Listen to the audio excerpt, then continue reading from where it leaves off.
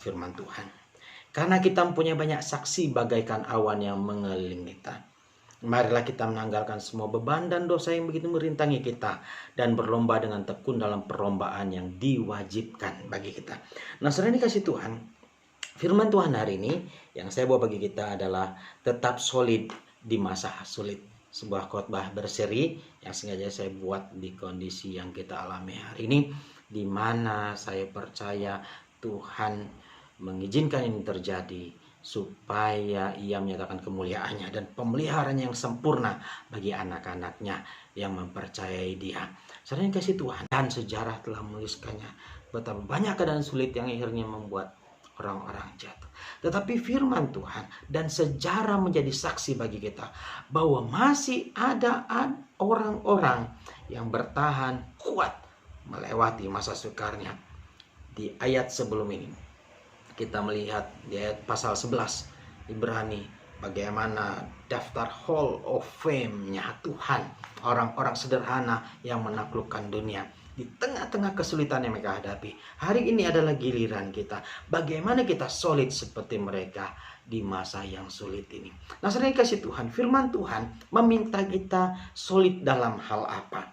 Yang pertama, firman Tuhan meminta kita untuk solid dalam hal iman kita, dalam hal kepercayaan kita. Kondisi seperti yang saya katakan tadi seringkali menyudutkan kita pada pilihan yang sulit mengenai iman kita.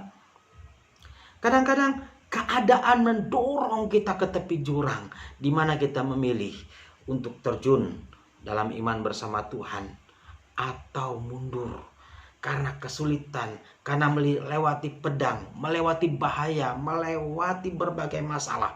Nah, saudara dikasih Tuhan, firman Tuhan mengingatkan kita, solidlah dalam iman.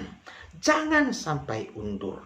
Saudara, firman Tuhan mengingatkan kita, tetaplah kuat, tetaplah kokoh dalam kepercayaan.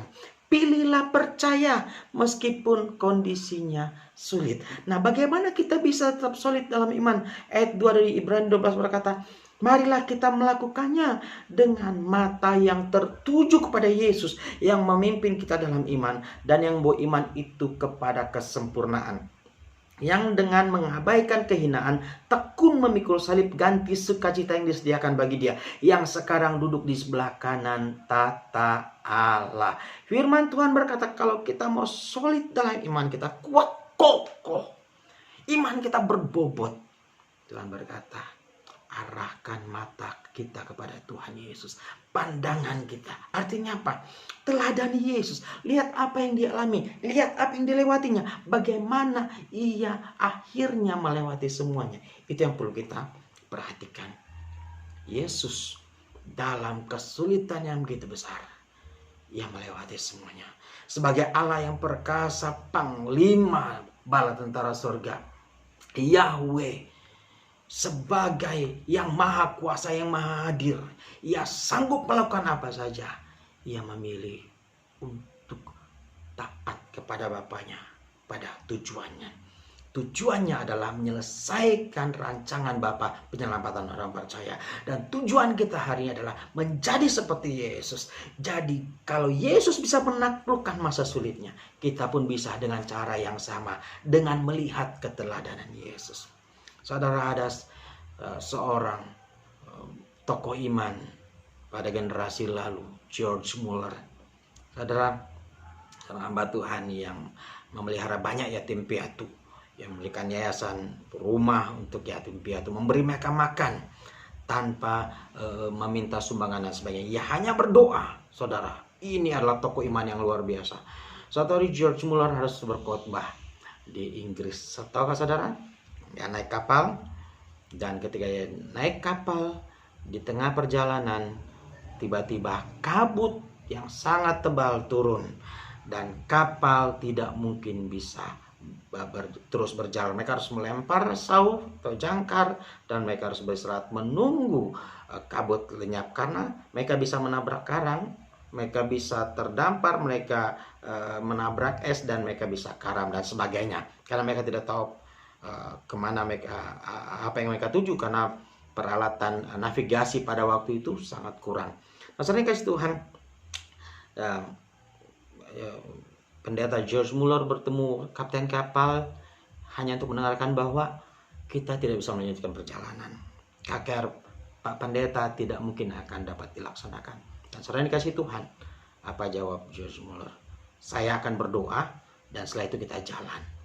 Saudara dikasih Tuhan, George Muller kembali ke kamarnya dan sang kapten mengikuti dia.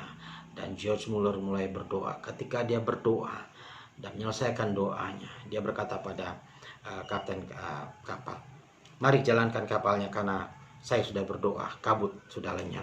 Kapten kapal belum keluar dari kamar itu berkata, "Apakah saya harus berdoa lagi?" George Muller berkata, "Tidak perlu karena kamu tidak percaya." Karena dia hanya tersenyum tertawa ketika George Muller berkata, "Saya akan berdoa sebelumnya." Dan saudara, tapi akhirnya kapten kapal keluar. Ketika dia keluar kapal dari kamar, kemudian George Muller membuntuti dia. Sang kapten kapal terkesima karena apa? Kabut yang tadi begitu tebal sekarang lenyap. Dan ketika dia menoleh dengan terheran-heran pada hamba Tuhan ini, George Muller, hamba Tuhan ini berkata apa? "Mata saya diciptakan bukan untuk melihat tebalnya kabut, tapi mata saya untuk melihat Allah yang hidup, Tuhan Yesus yang berkuasa atas segala keadaan." Saudara, sebuah pernyataan iman yang luar biasa. Arahkan mata kita hanya kepada Yesus yang menuntun kita dalam iman yang lemah lembut, ya rendah hati. Firman Tuhan berkata, "Marilah kepada semua yang letih lesu dan beban berat, aku akan berikan kelegaan padamu. Belajarlah kepadaku, karena aku lemah lembut dan rendah hati." Lemah lembut, dia seorang guru yang lemah lembut, yang tidak sombong, yang tidak mengkritik kesalahanmu ketika kau jatuh. Ia tidak malu karena engkau jatuh. Karena apa? Karena ia mengasihi engkau. Tujuannya menyelamatkan engkau dan membawa engkau pulang ke surga, bukan untuk meminta engkau melakukan hal-hal sempurna, karena kau tidak akan pernah sampai kesempurnaan kecuali engkau percaya pada Yesus. Apa yang diperbuat Yesus sempurna, dan ia minta engkau mempercayai pekerjaannya. Yang kedua, bagaimana supaya saya solid di masa yang sulit? Bagaimana supaya kita solid di masa sulit? Dan apa yang Allah minta? Dalam hal apa soliditas ini Allah inginkan kita alami dalam kehidupan, kita lakukan, kita pertahankan. Yang kedua, yaitu kita solid dalam kesatuan. Saudara dikasih Tuhan Yesus Kristus, ayat 14 di sana dikatakan oleh firman Tuhan, "Berusahalah hidup damai dengan semua orang dan kejarlah kekudusan, sebab tanpa kekudusan tidak seorang pun akan melihat Allah." Saudara dikasih Tuhan, firman Tuhan ini jelas sekali bagi kita. Kita harus menjaga soliditas kesatuan. Kita harus menjaga kebersamaan di atas apapun. Ego, pencapaian pribadi, dan sebagainya. Mari jaga kesatuan. Solid yang dimaksudkan ini adalah utuh, tidak terpecah. Saudara, damai itu saudara diusahakan. Damai itu diusahakan, just like Jesus. Dia naik ke salib memperjuangkan perdamaian kita. Nah, hari ini kita menikmati perdamaian yang Allah sediakan bagi kita. Dan Allah meminta bagian kecil dari kita. Mari pertahankan. Jaga perdamaian itu. Jaga kesatuan itu. Usahakan shalom itu di dalam tubuh Kristus, saudara. Ketika kita ingin menyakiti orang lain, ketika kita ingin menjatuhkan orang lain, ingatlah engkau melawan Kristus. Saudara yang kasih, ketika kau disakiti oleh sama saudara, mari lepaskan pengampunan. Tidak mudah, tetapi bisa. Tidak ada yang mudah, tetapi bisa. Seorang berkata bahwa kekristenan itu bukanlah sulit, tetapi sesungguhnya mustahil. Mustahil menjadi Kristen. Ketika orang menjahati kita, kita membuat hal yang baik bagi mereka. Saudara ini kasih Tuhan, Allah meminta kita solid dalam kesatuan, dalam kebersamaan. Mari kita usahakan. Firman Tuhan dalam Yakobus 3:16 berkata, "Di mana ada iri hati dan mementingkan diri sendiri, saudara, di situ ada segala macam kekacauan." Mari, untuk menjaga kesatuan, kita harus menghargai warna orang lain di sekeliling kita. Haleluya, saudara, saya harus jeda. Saudara yang dikasih Tuhan, di mana ada iri hati dan mementingkan diri sendiri, di situ ada segala macam kekacauan. Egois, ketika tidak menghargai warna orang lain, ketika tidak menghargai selera orang lain, ketika tidak menghargai keberadaan orang lain, dan hanya membesar-besarkan selera kita dan segala macam, akan ada kekacauan. Mari jaga kesatuan, saudara. Mari jaga kebersamaan. Dengan apa? Saling mementingkan orang lain. Firman Tuhan berkata, saling memberi hormat, mendahului dalam memberi hormat. Ketika kita hanya menuntut orang beri hormat pada kita, saudara yang kasih, kita sedang menciptakan kekacauan. Jangan jadi sumber kekacauan. Saya lihat banyak orang Kristen menjadi sumber kekacauan. Tahukah saudara, salah satu tanda akhir zaman nanti adalah banyak orang-orang Kristen saling menyerahkan, saling mendengki. Karena apa? Karena luka-luka yang tidak diselesaikan. Semua yang dikasih Tuhan, ada ada pasang kembar identik pria. Mereka adalah adik kakak kembar yang dalam segala hal mereka sama. Seleranya, pakaiannya, suka bermain bersama dan tidak terpisahkan. Mereka akhirnya mendirikan sebuah tempat penjualan bersama, minimarket mungkin, saudara, dan kemudian mereka mulai bersama-sama bekerja di sana sebagai kembar yang saling mengasihi, yang identik, saudara. Apa seleranya? Hampir sama, makan dan segala macam, pakaian dan semuanya. Saudara, satu hari ada seorang pembeli datang. Dia hanya membeli berapa ratus ribu, seratusan ribu saja mungkin, saudara, dalam uang dolar. Berarti ada berapa, $10 lah gitu. Saudara yang kasih Tuhan, karena yang membeli ini adalah sahabat mereka, jadi salah satu yang menjaga kasir yang sedang ada di kasir mengantar sahabat yang konsumen ini keluar. Ketika dia kembali, cara yang dikasih Tuhan, uang yang tadi lupa dimasukkan dalam laci. Tadi hanya diletakkan di meja karena mengantar pembeli. Sekarang uang itu tidak ada. Cara yang dikasih Tuhan, ini si kembar yang satu jadi bingung. Tadi dia ingat, saya tadi meletakkan uang itu di sini, sekarang tidak ada. Kemudian dia melihat saudara kembarnya yang lain. Dia bertanya, kamu ada lihat uang di sini? Dan yang satunya berkata, oh enggak, saya dari tadi di sini. Saudara, si saudara kembar yang menjaga kasir kemudian mulai bertanya lagi, betul kamu tidak melihat ada uang di meja ini? Saudara mendengar nada yang agak punya tendensi seperti itu. Si kembar yang satunya kembali menatap saudaranya yang di kasir dan bertanya, kamu menuduh saya mengambil uang? Si kasir berkata, oh tidak, bukan begitu maksudnya. Tetapi akhirnya mereka bertengkar, saudara. Pertengkaran yang hebat gara-gara uang $10 saja, saudara dikasih Tuhan. Sampai akhirnya tidak bisa didamaikan. Mereka sejak itu, saudara dikasih Tuhan, mulai saling curiga, tidak percaya. Akhirnya apa? Mereka akhirnya berpisah. Mereka membuat tembok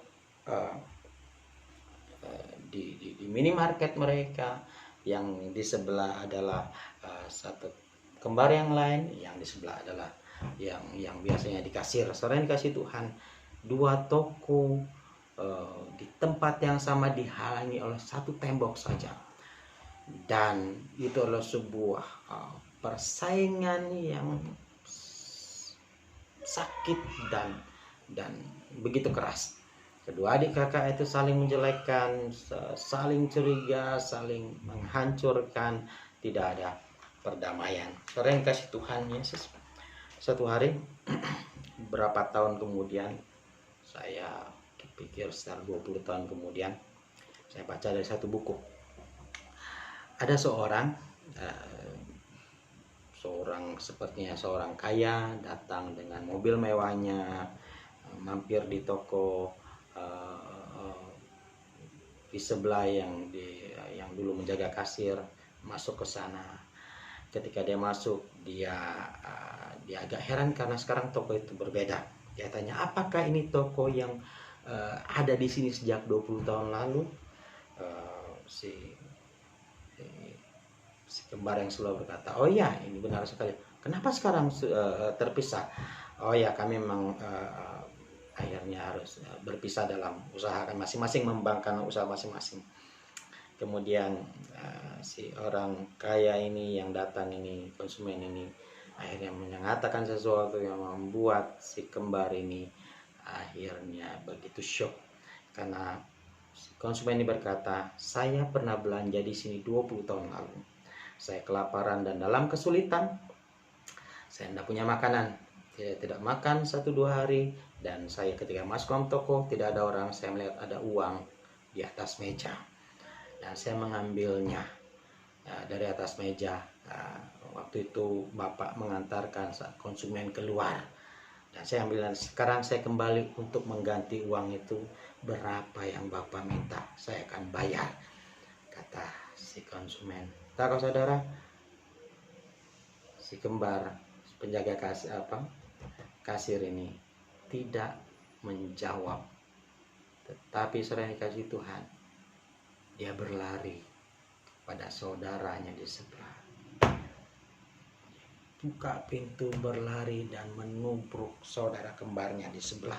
Karena apa? Saudara dikasih Tuhan, karena 20 tahun mereka saling benci hanya karena kesalahpahaman, tidak saling percaya, tidak mau mendengar, curiga, egois. Akhirnya apa?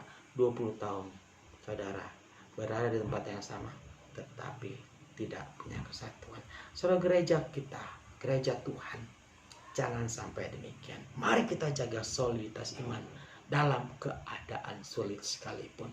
Utamakan kesatuan lebih daripada pencapaian pribadi kita. Nah, yang ketiga, saudara, bagaimana supaya kita soliditas apa yang diharapkan Tuhan daripada kita? Dan yang ketiga, Allah mengharapkan kita solid dalam kekudusan. Firman Tuhan dalam Ibrani 12 ayat 14 berkata, berusahalah hidup dalam damai dengan semua orang dan kejarlah kekudusan. Pursue, kejar, berjuang keras mengejar kekudusan. Saudara yang kasih Tuhan, masa sulit membuat kita susah mempertahankan kekudusan. Kita menipu untuk mendapatkan keuntungan, kita berbohong agar terhindar dari tanggung jawab, kita berzina ketika hal-hal yang menarik secara seksual datang menggoda kita. Kita semua digoda, saudara yang kasih. Tapi kata firman, bertahanlah, karena tanpa kekudusan tidak ada seorang pun yang dapat melihat Allah. Jagalah kemurnian hatimu, jagalah kemurnian hidupmu. Hiduplah dalam kekudusan. Karena firman Tuhan berkata, tanpa kekudusan tidak seorang pun dapat melihat Allah. Matius pasal 5, dalam khotbah di bukit, Yesus berkata, berbahagialah orang yang suci hatinya, karena mereka akan melihat Allah. Mereka yang menjaga kebersihan jiwanya, pikirannya, hatinya, perbuatannya, perkataannya. Firman Tuhan berkata, berjanji ia akan melihat Tuhan. Engkau akan melihat Tuhan dalam doa-doa. Engkau akan melihat Tuhan dalam perjalananmu. Engkau akan melihat Tuhan ketika kau dalam bahaya. Engkau akan melihat Tuhan ketika kau memanggil Dia. Engkau akan bertemu Tuhan ketika kau datang dalam doa. Engkau akan melihat Tuhan ketika kau baca Alkitab. Ketika engkau menjaga kekudusan. Saudara dikasih Tuhan, ketika engkau menjaga kekudusan, kau melihat surga. Karena Tuhan Yesus berkata, siapa yang menang, ia akan memiliki langit baru, bumi baru yang Tuhan sediakan. Tapi penakut, pendusta, tukang sihir, orang-orang penjina, penyembah berhala, orang yang mencintai dosa, tidak akan masuk dalam kerajaan surga, dalam langit baru dan bumi baru yang Tuhan ciptakan. semua dilemparkan ke lautan api yang menyala-nyala. Mari saudara yang dikasih Tuhan, berjuanglah. Firman Tuhan dalam ayat 4 sangat istimewa bagi saya. Ayat 4 Ibrani 12 ayat 4 berkata, dalam pergumulan kamu melawan dosa, kamu belum sampai mencucurkan darah. Apa artinya saudara? Ini bukan tentang penyaliban. Ini tentang pergumulan Yesus di Taman Getsemani. Ketika ia bertanya kepada Bapaknya, Bapa, jikalau mungkin, biarkan cawan ini lalu daripadaku. Jangan sampai aku meminum cawan yang berisi murka, penderitaan, kemarahan Allah terhadap dosa ini. Tuhan, ini sangat berat bagiku. Dari firman Tuhan menyaksikan bahwa ketika ia bergumul dengan kesempatan untuk berdosa. Berdosa artinya melanggar firman Allah. Firman Bapaknya adalah mengutus dia mati di kayu salib untuk penebusan bagi kita. Dan dia digoda untuk berkata, seandainya aku bisa melakukannya tanpa salib. Bapa menghendaki salib. Dan ketika dia bergumul antara keinginannya dan taat pada kehendak Bapa, firman Tuhan berkata, dia menjadi begitu ketakutan, berkeringat saudara, dan keringatnya bercampur darah.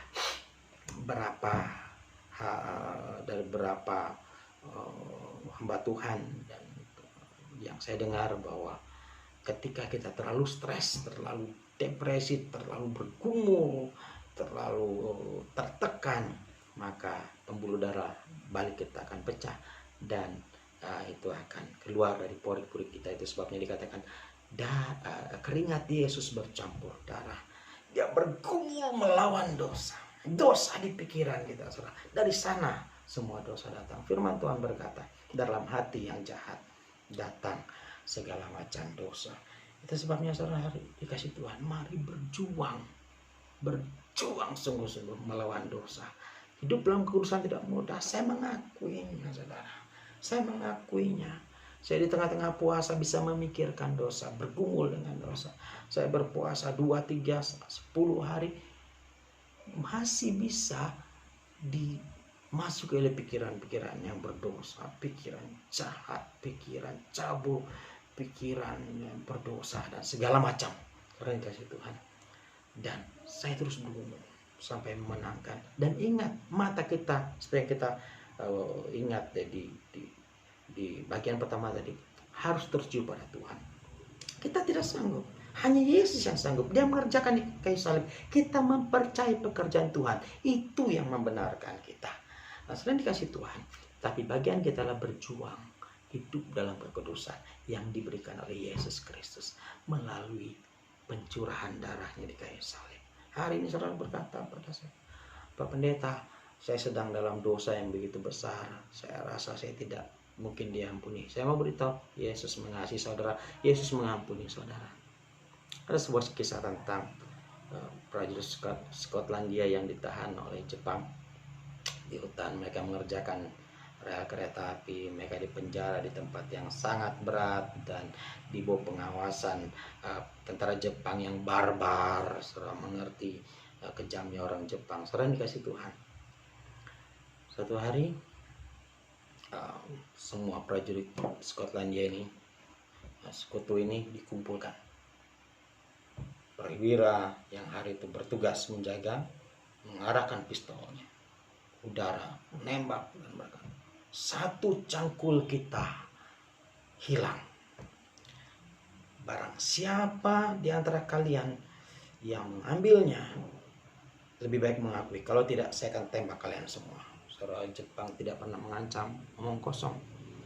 Mereka terkenal kejam. Saudara kasih Tuhan, hening saudara, tidak ada satu suara pun.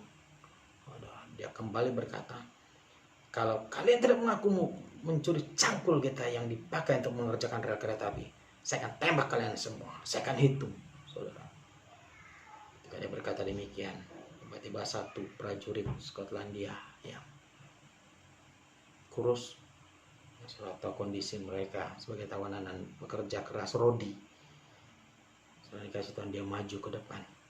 Belum lagi prajurit ini berbicara, si komandan menyarungkan pistolnya Dia mengambil cangkul dan dia memukul tentara Skotlandia ini, memukul dengan cangkul itu sampai dia mati. Setelah kemudian mayatnya diseret ke gudang penyimpanan cangkul. Dan perwira berkata, menyuruh mereka kerja, mengatakan siapa lagi mencuri cangkul akan mengalami nasib seperti prajurit. Tahu saudara, cangkul dibagi. Ketika semua orang memegang cangkul, saudara kasih Tuhan, masih tersisa cangkul satu di gudang. Artinya apa? Tidak ada cangkul yang hilang.